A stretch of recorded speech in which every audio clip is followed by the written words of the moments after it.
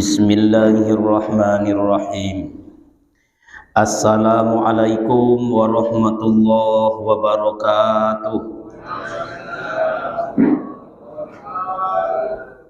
Alhamdulillahirabbil alamin. Allahumma shalli ala Muhammadin. Subhanaka la ilma lana illa ma 'allamtana innaka antal alimul hakim. La haula wala quwata illa billahil aliyyil azim. Bapak dan Ibu jamaah salat Asar yang kami muliakan, dan semoga seluruh kita yang berhadir saat ini dimuliakan oleh Allah Subhanahu wa taala. Itu yang dijanjikan Rasul dalam sebuah hadis beliau, man salaka tariqan yaltamisu fihi ilman sahalallahu lahu tariqan ilal jannah. Siapa yang menyempatkan dirinya menempuh sebuah jalan, ia korbankan sedikit waktu dan tenaga, mungkin pikiran dan perasaannya, untuk menempuh sebuah jalan, yang di jalan itu ia dapatkan pengetahuan. Allah berjanji memudahkan bagi orang itu jalannya menuju surga. Berbicara tentang surga, setiap orang beriman beramal soleh, besok di akhirat pastilah ingin masuk surga. Sebab di akhirat tempat tak banyak, satu surga, satu lagi neraka. Jadi kalau tak ada awak di dalam surga, tak payah mencarinya. Tengok dalam neraka, jumpa itu. Setiap kita pasti ingin masuk surga. Wa basiril ladzina amanu wa amilus solihati anna lahum jannatin tajri min tahtihal anhar. Beritakanlah, kata Allah, kabar yang menggembirakan, menyenangkan, menyejukkan, melapangkan, menamaikan. Kepada siapa? Orang yang hari ini beriman, lalu ia mampu mewujudkan keimanannya itu lewat amal-amal soleh. Bagi mereka Allah sudah sediakan surga yang mengalir sungai di bawahnya. Karena setiap kita ingin masuk surga dan akan menuju surga, permasalahan yang kita bicarakan adalah bagaimana cara kita memasuki surga tersebut. Ulama membagi dalam 3 cara. Yang pertama adalah ada orang memasuki surga bi ghairi hisab, tanpa hisab, tanpa perhitungan, tanpa pemeriksaan. Tamu khusus, sengaja dikosongkan jalan, barusan dikosongkan. Putar-putarnya. Langsung, tidak periksa, tidak dihitung, langsung masuk surga bi ghairi hisab. Kata Rasul, 70.000 umatku bakalan masuk surga tanpa hisab. Mendengarkan hadis ini, mengangkat tangan seorang sahabat yang bernama Ukasah radhiyallahu anhu. Ya Rasul, doakanlah aku supaya masuk dalam kelompok itu. Kata Rasul, engkau masuk Ukasah. Alangkah beruntungnya sahabat ini. Yang di sampingnya mengangkat tangan pula, ikut nebeng lah begitu. Saya ya Rasul, doakan pula. Kata Rasul, engkau didahului oleh Ukasah. Kalau yang di samping Ukasah di depan Rasul saja berbeda jawaban Rasul, apalagi awak hari ini mencoba pula nak mengangkat tangan. Kalau ambo tengok muka-muka, mungkin Pak, mungkin wallahu alam lah, tak masuk nih coba. Mungkin termasuk saya yang menyampaikan, karena orang yang disebut dijatahkan Rasul seperti ini tidak sembarang orang, Pak. Orang yang mungkin ibadahnya sangat bagus, taubatnya sudah diterima, hatinya sangat bersih, tangannya sangat dermawan, jiwanya sangat sabar. Ini betul-betul sudah khusus orangnya ini.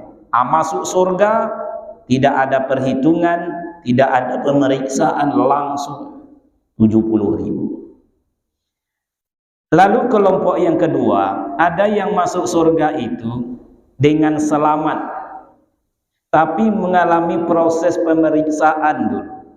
Dia mengalami qadir Rabbul Jalil, dipanggil satu-satu ke depan dan diminta pertanggungjawaban. Itu dijelaskan dalam surah Yasin ayat ke-65, al-yauma nakhtimu ala afwahihim wa tukallimuna aydihim wa tasadu arjuluhum bima kanu yaksibun. Hari itu, hari perhitungan, kami kunci mulut mereka. Tangan yang berbicara kepada kami, kaki yang menjadi saksi dari apapun yang pernah mereka lakukan, yang mereka kerjakan selama hidup di dunia. Hasil pemeriksaan, mereka selamat, maka mereka dimasukkan ke dalam surga dengan selamat. Mudah-mudahan awak termasuklah kelompok ini, masuk surga dengan selamat. Yang nomor 3, yang terakhir. Ini bukan berarti selesai ceramah, enggak ada Pak. Nggak usah Bapak takut lagi, mak copek Ustaz dong. Lainnya kan dijawabnya nampaknya enggak ada Pak. Saya tetap adil insya Allah. Yang nomor 3, yang terakhir, orang yang masuk surga juga dia pada akhirnya, tapi karena hasil pemeriksaan amal salahnya lebih banyak dari amal solehnya. Setelah ditimbang-timbang ya, yaumul mizan, dosanya lebih banyak dari pahalanya, keburukannya lebih menumpuk dari kebaikannya. Maka orang seperti ini kalau nak masuk surga juga, mau tak mau, suka tak suka, dia terpaksa atau rela harus digiring dulu ke neraka. Dibuat di situ proses pembersihan dulu. Ibarat kain direndam dulu Pak. Direndam, dikucek-kucek, diompeh, diberoskan, dikasih baiklin, kemudian dijemur, disetrika, banyak prosesnya itu Pak. Sesudah betul-betul bersih, rapi, disetrika, dikasih minyak wangi, barulah dia dimasukkan ke dalam surga. Ada 2 lama waktu di dalam neraka. Yang pertama, kholidina fiha, selama-lamanya. Yang kedua, kholidina fiha abada, kekal di dalamnya. Tidak ada yang sebentar. Kaum muslimin dijelaskan oleh Rasul, jangankan berlama-lama awak di dalam neraka itu, atau kekal untuk selamanya, tapi itu untuk orang kafir. Rasul menjelaskan orang yang selama hidupnya selalu mengalami kesenangan dan kenikmatan, di akhirat dicoba dia dicelupkan ke dalam neraka secelupan saja, lalu ditanyakan kepadanya, pernahkah engkau mengalami hidup senang selama di dunia dulu? Dia menjawab, tidak pernah, hanya sekali celupan, melupakan segala kesenangan yang pernah dulu dialaminya. Itu sekali celupan, konontah lagi berlama-lama. Mudah-mudahan saya, bapak dan ibu, termasuk Abang Simardo, janganlah masuk dalam kelompok ini. Takut awak Pak. Yang awak tuju kelompok nomor 2. Nomor 1, muku-muku awak tak mengizinkannya Pak. Nomor 2 inilah masuk surga dengan selamat, tapi ada amalan khusus. Apa amalan khusus itu? Selesai ini baru selesai ceramah.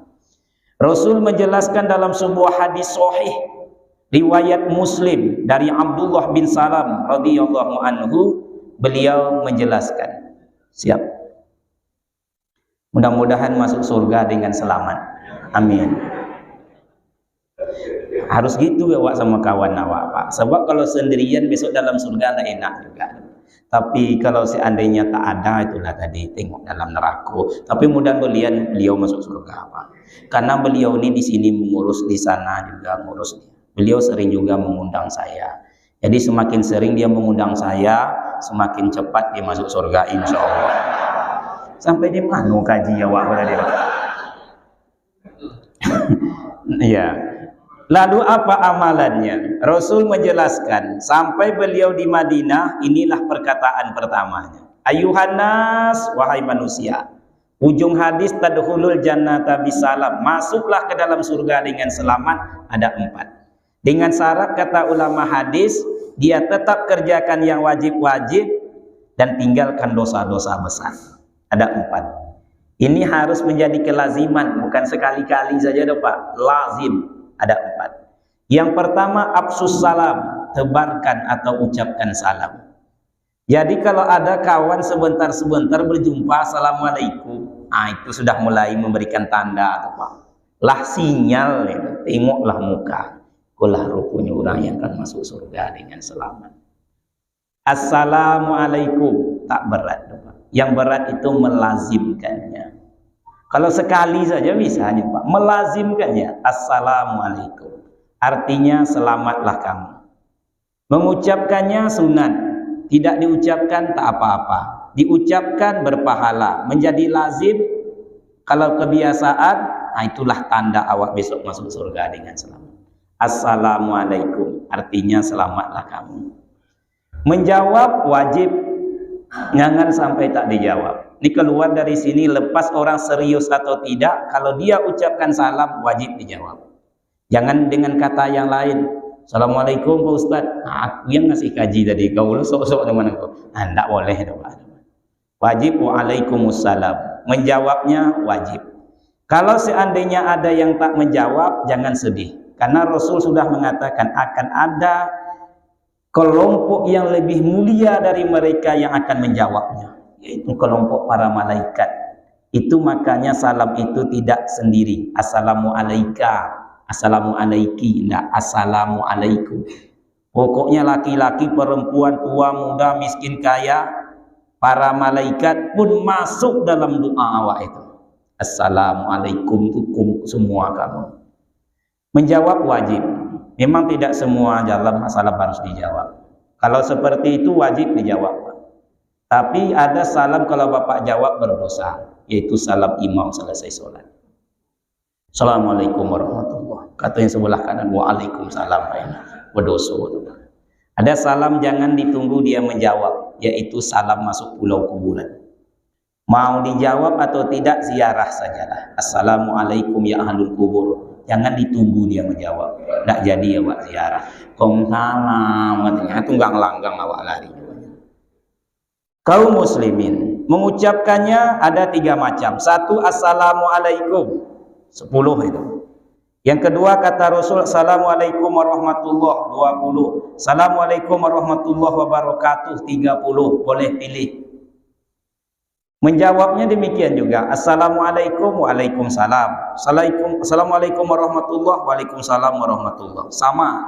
Lebih boleh, kurang jangan. Assalamualaikum, waalaikumsalam warahmatullahi. Boleh. Assalamualaikum warahmatullahi. Saya jawab waalaikumsalam. Tak boleh, kurang. Paling tidak sama. Lebih bagus. Itu sedekah bagi awak. Bapak Ibu, tapi tengok situasi dan kondisi. Kalau orang sedang tenang kayak gini, panjangkanlah salam. Tapi kalau sedang tergesa-gesa, dia apa? Buyeyonya ke kantor. Assalamualaikum warahmatullahi wabarakatuh.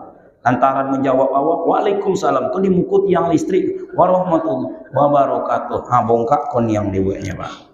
Tengok situasi. Orang berdiri kepada yang duduk, sedikit kepada yang banyak, berjalan kepada yang berhenti, yang berkendaraan kepada yang berhenti atau yang berjalan kaki. Baru sesuai. Saya lewat pakai sepeda motor di rumah bapak ibu di depan rumah. Anak kenal dengan saya, Ustaz, assalamualaikum warahmatullahi. Saya punya sepeda motor di depan parit. Waalaikumsalam warahmatullahi wabarakatuh. Masuk ke dalam parit. Jadi tengok situasi dan kondisi. Ada 3 cara mengucapkan salam. 1, assalamualaikum, lalu disertai dengan tindakan bersalaman. Itu elok, sempurna. Assalamualaikum, waalaikumsalam, lalu bersalaman. Ma min muslimaini yaltaqiyani wa yatasafahani illa ghufira lahuma qabla an yaftariqu. Tidaklah 2 orang muslim berjumpa lalu bersalaman kecuali gugur dosa di antara keduanya sebelum mereka memisahkan diri. Elok bersalaman. Bersalaman kita ada tata caranya. Jangan bersalaman memberikan ujung jari ke kawan. Ada yang bersalaman kadang-kadang disalaminya tapi tak ditengoknya. Saya bersalam dengan abang ini tapi mata ke sana. Jadi acara awak tuh. Itu nak ditengoknya orang disalam tadi. Kau entah ke hidung entah ke mata buahnya Bapak. Abdullah ibnu Mas'ud mengatakan, kalau bersalaman itu, nih, telapak tangan Rasul berjumpa dengan telapak tangan kawannya disalami. Mata beliau memandang, tarik ujung bibir ke samping. Dan jangan cepat menarik tangan. Masing-masing sahabat dapat jatah. Samo, Pak. Baru guguran dosa. Satu tindakan. Yang kedua, boleh bercupika-cupiki. Jadi kalau nampak nanti orang begini, boleh. Tapi kapan? Setelah lama tak berjumpa. Tengok ulama-ulama besar datang ke Riau. Ya enggak apa? Biasanya kan gitu. Bukan hidung dengan hidung, bukan hidung dengan pipi, pipi dengan pipi enggak ada rasanya tadi Pak. Boleh. Yang ketiga, boleh sambil berlangkulan. Kapan? Orang yang sangat awak rindukan bertahun-tahun tak berjumpa. Kawan waktu SD dulu sudah 40 tahun tinggal di Pekanbaru, jumpa sekarang. Kawan apa? Boleh. Tapi kalau pagi berjumpa, zuhur berjumpa, maghrib, isya, subuh berjumpa, setiap berjumpa, itu Pak LGBT begitu sampai orang. LGBT kan tahu laki ganteng bini tampan. Itu kepanjangannya Pak, LGBT, laki ganteng bini tampan.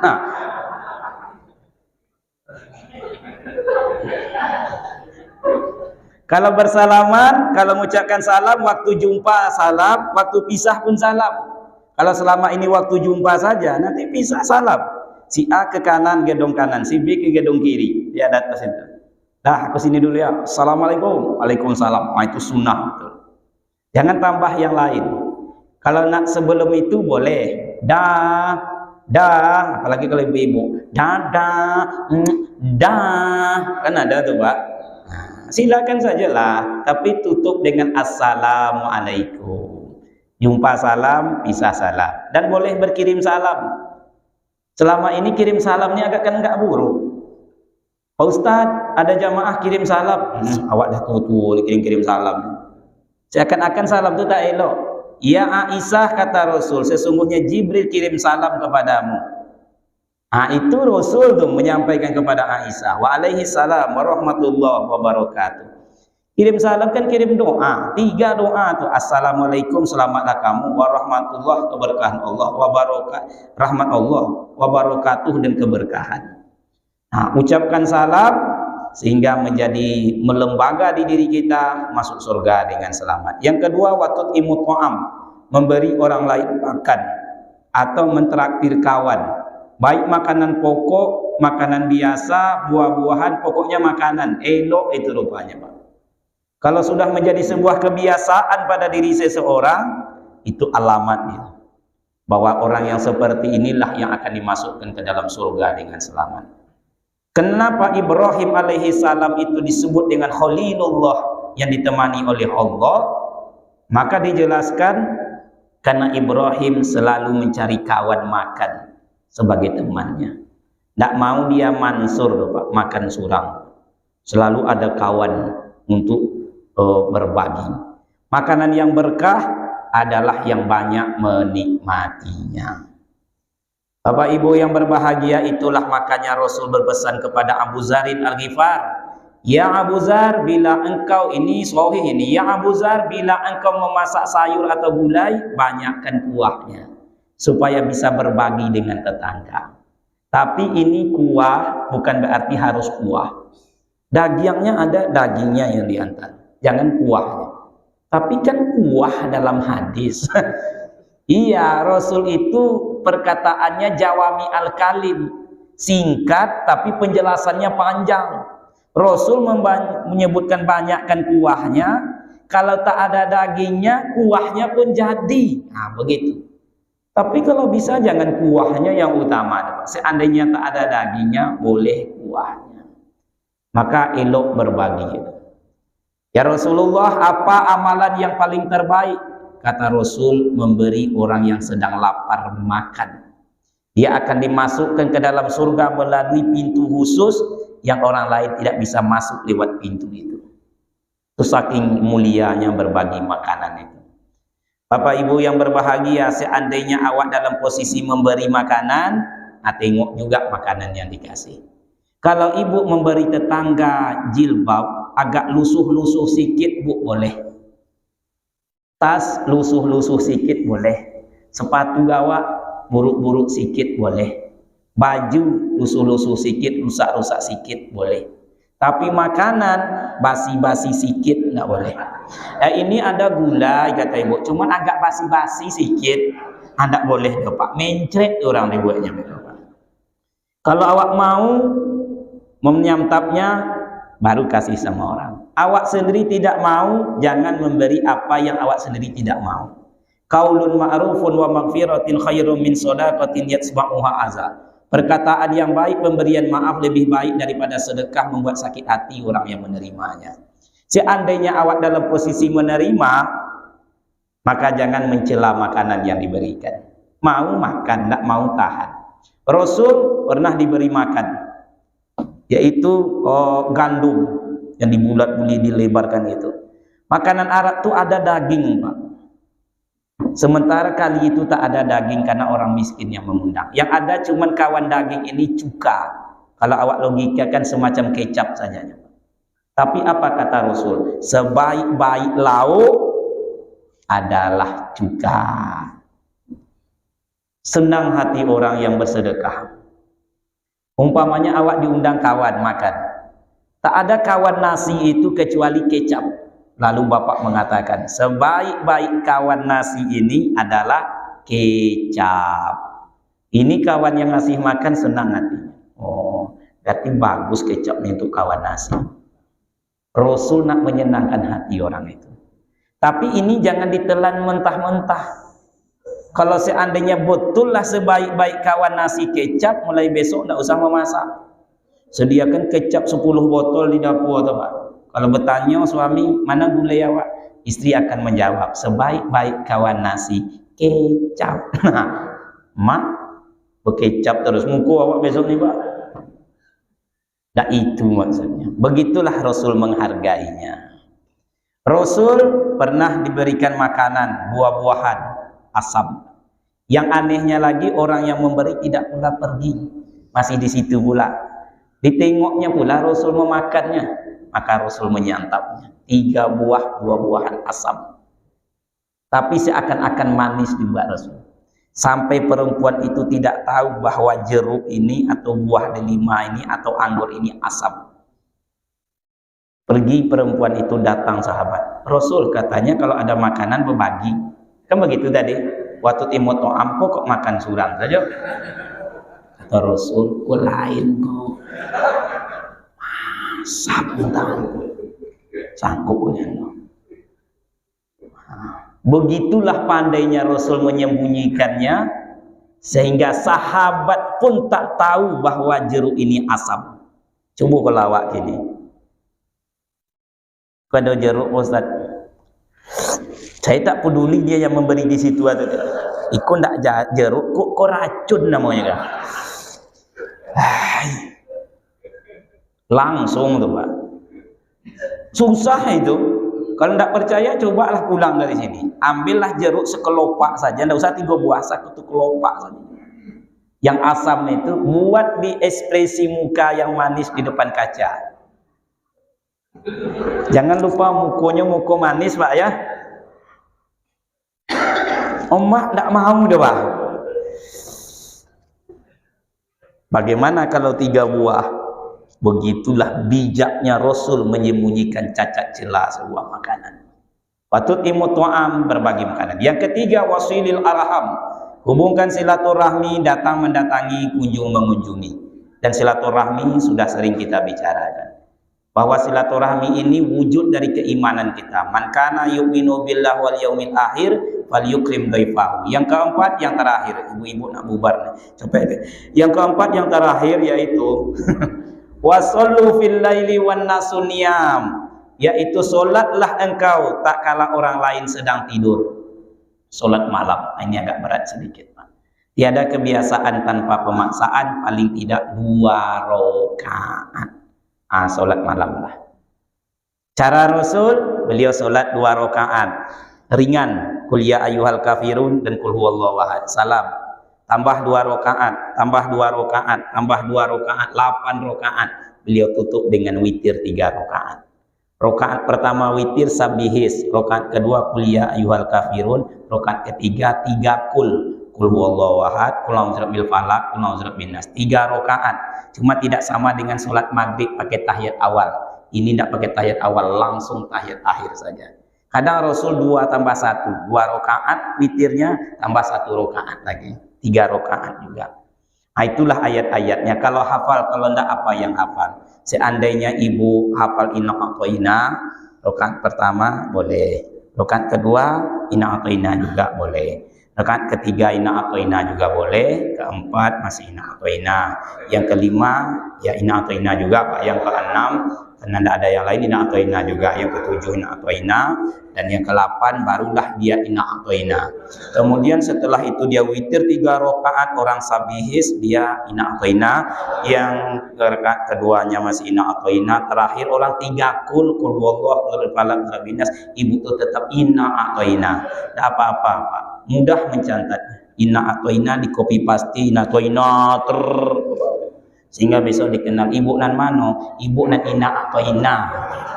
Jadi boleh, tapi kalau bisa jangan. Mudah-mudahan dengan 4 amalan ini hadis sahih, mudah-mudahan kita termasuk orang yang besok di kampung akhirat masuk surga dengan selamat. Lebih dan kurang mohon maaf. Subhanaka Allahumma wa bihamdika asyhadu an la ilaha illa anta astaghfiruka wa atubu ilaik. Assalamualaikum warahmatullahi wabarakatuh.